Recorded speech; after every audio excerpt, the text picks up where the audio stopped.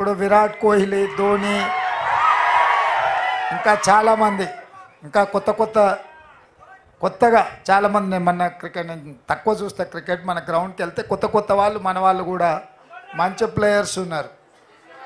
అంబట్ రాయుడు నుంచి మొదలు పెడితే నితీష్ అని ఎవరు ఆడినట్టు ఉన్నాడు. నేను ఎందుకు ఈ విషయాలు ప్రస్తావిస్తున్నా అంటే సునీల్ గవాస్కర్ మంచి క్రికెట్ ప్లేయరే, కానీ ఆట ఫార్మేట్ మారిపోయింది. ఇప్పుడు వచ్చి 2020లో సునీల్ గవాస్కర్ని ఆడమన్నా, సచిన్ టెండూల్కర్ని ఆడమన్నా కాస్త ఇబ్బందికరమైన పరిస్థితి. ఎందుకంటే వాళ్ళు ఒక పీరియడ్లో వాళ్ళ ఆట నైపుణ్యాన్ని ప్రదర్శించేవాళ్ళు. ఈరోజు ప్రతి బాల్ని hit out or get out అన్నట్టుగా క్రికెట్ మ్యాచ్ ఈరోజు ప్రతి బాల్ బౌండరీ దాటాల్సిందే. ఏ ఒక్క బాల్ బౌండరీ దాటకపోయినా ఆట గెలిపోవటంని డిసైడ్ చేస్తుంది. అట్లనే మీడియాలో న్యూస్ పేపర్ ఉండేది మొదట్లో, 24 గంటలకు ఒకసారి పేపర్ వచ్చేది. నెక్స్ట్ డే పొద్దున రోజంతా జరిగిన వాటిని తీసుకొని రాత్రికి ప్రింట్ అయ్యి నెక్స్ట్ డే పొద్దున వచ్చేది. అంటే 24 గంటల తర్వాతనే వార్త మనం చదువుకునేటోళ్ళం.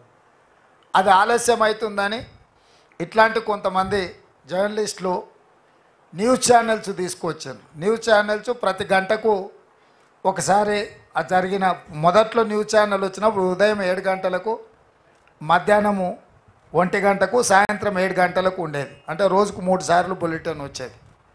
ఇది కూడా కష్టం అని చెప్పి 1 అవర్కి వచ్చేసింది. ప్రతి గంట 7 గంటలకు, 8 గంటలకు, 9 గంటలకు, 10 గంటలకు ఇట్లా వార్తలు చూపించే పరిస్థితి వచ్చింది.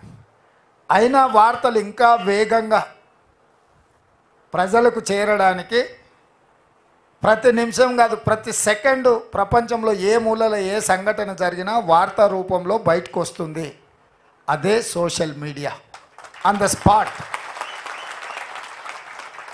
ఈవెన్ 1 సెకండ్ కూడా ల్యాప్స్ లేకుండా ఎక్కడికక్కడ ప్రజలకు తీసుకెళ్తున్న విధానమే ఈరోజు సోషల్ మీడియా.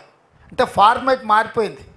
క్రికెట్లో ఎట్లయితే ఆట గేమ్ రూల్ మారిపోయిందో, మీడియాలో print media, electronic media, social మీడియాలో ఎట్లయితే ఫార్మేట్ మారిపోయిందో, ఈరోజు ఎట్లయితే 2020లో ప్రతి బాల్ను బౌండరీ దాటిచ్చే విధంగా పనిచేయాలనో, ఇవాళ సోషల్ మీడియాలో కూడా ఆ విధంగా ప్రతివాడు ప్రతి నిమిషం ప్రతి సెకండ్ అలర్ట్గా ఉండాలి.